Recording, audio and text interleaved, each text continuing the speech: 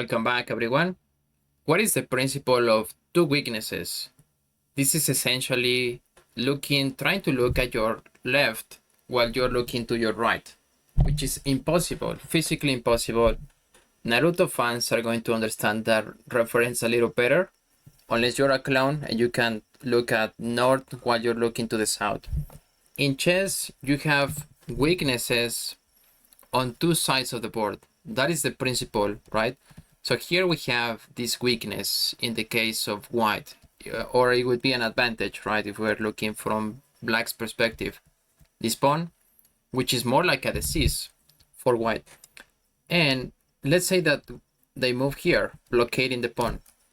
Just by the way, the computer wants to move here, not what happened in the game. I guess he wants to give more activity to the knight, right? So, but it just feels a lot more human to blockade the pawn directly. So I stay with this move, knight to b3. And we have to think about what are the exchanges that will help us concrete the advantage, right? Because not all exchanges, you can keep it simple, but you cannot simplify everything. So this is something I learned from Danny Wrench, where let's say we go with this move, bishop a4, and then we exchange the knight for the bishop. We trade here, and then we're forced to put the pawns here. It's not gonna be the best move in the position, but we're forced to push g5. It's not even forcing, but just as an example, g4, and now all the pawns are on the dark squares of the bishop, and this is no longer winning. Say the move king, even we have no way to break through in this position. This will be a draw, essentially a draw. Let's go back to our line. So first, just as a mental note, what are the exchanges that are going to help us? Exchanging here the bishop will be a terrible idea. So we have to keep this bishop pair ideally. All right, so let's move on to how do we create this second weakness, okay? Because that's what we want. If you like to pause the video now, feel free to do that and think about how would you create a second weakness. Remember looking at your left while looking at your right. So here we have the pawn. Now we want to create an advantage on the other side of the board over here. So you want to push h5. h5 will be the best move in the position. And just to show you a few moves later. So knight jumps to c5, bishop to c3, and we can sit down. We don't have to do much. We don't have to pressure and push h4 right away. If we push h4 right away, the advantage is gone. So we have to kind of sit and improve the position a little bit. So king f1, they cannot do much about it. That's also the problem for white. Then f6, knight to e6. These are the best moves in the position. Bishop to a4. And now we want to push the bishop. Sorry, the pawn, not the bishop. We want to push the pawn. And see how white is putting all the effort and all the resources on this side of the board. And with black, we're saying, oh, okay, you're paying attention here. I'm gonna go over here, right? I'm gonna go over here and try to push the pawn. So we can even improve our position, improve our king, and we can even start thinking about pushing b3. For example, king h3, bishop d7, and now the knight is pinned. The knight cannot move. So let's say the king moves here. We can just trade here. And yeah, this is a clear win. Have no problems. And the principle of two weaknesses has ruled over this game. Let's go with another example. In this case, we see clearly the advantage in the position. We're threatening to push the pawn. It's not even a weakness. I would say it's going to be a disease for black. Okay, but if we push the pawn, knight takes immediately, so the advantage will be over. Now we have to create a weakness on the other side of the board. All right, now the best move in the position will be just to play g5, giving a check, and now the king is forced to move. Okay, and now we have a space or a tempo for our bishop to move. We can just move the bishop to d7, and king goes to d6. It's actually the best move in the position. And now we can threaten to kick out the knight. Bishop to b5. So they will have to move here to this square. And what we're thinking is, okay, we cannot push this pawn anymore. Why don't we threaten the 2 pawns on this side of the board? And the job we were doing with g5 is not even doing just giving a check, but we are fixing these weaknesses. This pawn structure cannot be moved. They push the pawn here, we just take, right? I think that's clear. So after bishop to b5, knight to b8, now we can put the bishop on c4, and yeah, there's no, I mean, the king is too slow. King c7, they can win our pawn, we don't care. I think we can even do this.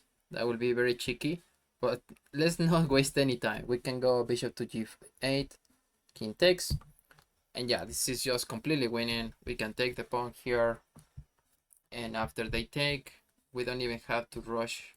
We can just take the pawn, and the game continues. This is completely winning, nothing to worry about. So yeah, let's think about this type of pawn structures that we can fix. All right, this is from one of my games. You can do this in pretty much all your games. This is looking at the pawn structure. So here I'm playing black. I take the pawn. I fully expect him to trade rooks. And at the end of this line, he's gonna have this very powerful passer. But no, he makes a mistake. He plays rook a5, which is a mistake, because here the trade. So the first thing we were talking about earlier, our exchange going to help me. Yeah, this exchange helped me as it splits the 2 pawns. Now they're easier targets, right? So once I take with the rook, I fully expect him to play rook b4 probably, and then push his pawn. But now he pushes the pawn first, it's fine. Now I can bring my king, and then and here I can just play rook c6. If he takes here my pawn, I just take, and everything is fine. Now, what are the weaknesses? This is a draw, right? This is a draw with perfect play. What is my weakness in the position? e6, the backward pawn. e6 has become the huge weakness, and the only way I can protect it is maybe rook e6, and I cannot even enter this file. What is his weakness? f4. f4, probably these 2 pawns, but yeah, the farthest pawn that to the king is f4, right? So I'm gonna go after f4. I can even cut out the king. Instead of playing here f4, rook a4, I think it's still fine, but he can come in, and then I will have to give a check. I think he can even hide, so this will be very difficult to play for me. So that's why I prefer to cut out the king. So here, with the point of going here, f4, right? And white, how do you attack this pawn? Right, you have to play, I think they will have to play rook e7 or rook b6. Rook b6 is the best move in the position, and then I will have to come back just to defend my weakness. And this will be almost like a perpetual. Okay, that didn't happen in the game. They actually played rook d7, which I would never understand. I mean, I can understand here, maybe he's preventing me from pushing the pawn, but I'm not gonna push it, it's too far. It's not gonna happen immediately anyway. So I go after his weakness, rook f3. Now he goes after my pawn, but it's too late, right? Because I've taken the pawn, and now I am up a full pawn. Actually here, 3 versus 2, and I am forcing the straight. Yeah, and I have the 2 passer. So the rest was history, just a little bit of technique to materialize or capitalize this advantage. But yeah, it was like so easy for me to play after this. All right, what about these games where everything looks equal, everything is a draw with perfect play? This one has a slight advantage, or maybe a clear advantage if we look at the engine, but from a human perspective it's not super clear. Now black is going to move here, knight to d8, and it's white to move. So what will be the weaknesses for black? Sorry, these 2 pawns, right? There is also more space. We are also claiming this file with the rooks, and we have more space to play for black. We have the bishop. That is a huge difference.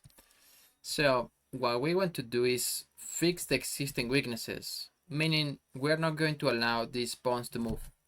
So we can play a4, for example. They play a5, b5.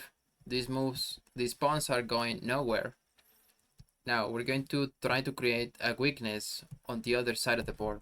King to f8, g4. We strike with g4, and now h6, h4, g5. We're going to do the same thing. We're going to fix the pawn structure for black side. Now king to g7, and this pawn has become the greatest weakness in the position, as well as this. So always the backward pawns, or the pawns that are at the back, if we can call it like that. So f4, then king f6, king f2, rook to b8, king f3, and we're kind of just improving our position. King activity is important. Rook 1 to c3, rook b8, rook a7, and yeah, the whole point was, okay, I'm gonna get in with the other rook. So they wanna trade rooks here. We're happy to trade because these weaknesses are not going anywhere. Knight to d8, bishop to c2, and then black has no moves. They have no improvement moves. That's the biggest problem for black in the position. Now we can just sit down, king to g7, e4, d takes on e4, and now with enough activity, we're starting to make little improvements, small improvements in the position. G takes on g4. We can even ignore it. We're threatening to win the rook. Here we can just take here, and this is resignable. Yeah, black resign after this move. Bishop takes on e6. There is a pin, right? This cannot happen. So yeah, this is how we can exploit this type of weaknesses. Just fixing the pawn structure first, and then just kind of sitting down in the position. See what, this is almost like a 6-1, right? There is no plan for black. There is no good way for black to defend. They have too many things to worry about, and it's all good. All right, I actually finished recording my video, and then I had this game, which I think is also a great example of the principle of the 2 weaknesses. So black here wants to trade knights, and I can trade, that's perfectly fine, but I actually have something else in mind. So I have this reiterated move. I knew this is coming, a5. I can trade now on my own terms. So once they take here, they take my knight, and I can take back with the pawn. This is perfectly fine. It's actually the best move in the position. Now my whole plan is to put the rook on c6. These 3 pawns are not going anywhere. The pawn formation is not going anywhere, so that is the weakness. And the computer is saying, okay, you have to play a4, right? It's similar idea, just fixing this pawn structure to not go anywhere. Perfect. Now I want to create a second weakness on the other side of the board, and they're doing it for me. So they actually just play, okay, they trade queens. I am happy to trade, it's fine. And now they're gonna push f5, which is creating this kind of weakness on the other side of the board. Now I can activate my king, push the pawn, and they have to retreat here. And I actually missed the winning move, which was putting my bishop here on this file. So this rook is about to be trapped. I guess they're going after my pawns, but I'm gonna show you a few moves later. I keep making that mistake. I still miss this, but I was like, okay, I'm gonna take back with the bishop or something. So I don't know why I miss it. And here they have to take back. They cannot waste that tempo, because now how do you attack this pawn chain? There is no way you can do it with black. So I am happy. I actually have an advantage of 1.3, and the pieces are tied down. This bishop is tied down to the pawn. This rook is not going anywhere. And what is this rook doing? This is still a close position, right? So I still have to grind it out. Okay, so here we trade rooks, and what I want to do is activate my king. Again, these 3 pawns are not going anywhere, and I'm gonna bring my king to this side of the board, and that is what happens. So I'm gonna show you a few moves ahead. And I knew this is a mistake. Actually, I have to go here. So I have to play rook h6 according to the computer. But I knew the style of this player. Probably he was just very desperate of having this bishop here. So they traded. This is a blunder. After this happens, the endgame is winning, because now when I am promoting, this is gonna come with tempo. And if they promote, they will have to promote on c1, right? And that's gonna take, well, first they will have to give up the pawn, and they will have to push this pawn. So it's not gonna be possible to promote on c1 to give a check, right? So this was a winning endgame for me, just to show you here the moves. And they resigned. They actually abandoned the game. But yeah, don't be afraid of having these close positions. We're just gonna fix the pawn structure on one side of the board and then play on the other, just to see what you can squeeze in, like this. So here, and you squeeze in something on this side of the board, right? Alright, thanks for watching, guys. Just to wrap up this video, I have this puzzle. It's not that difficult, so comment in the description the solution, in the comments the solution. It's going to play, okay? And rook this d5, just to give you some context. Perfect. I will see you in the next one, and take care.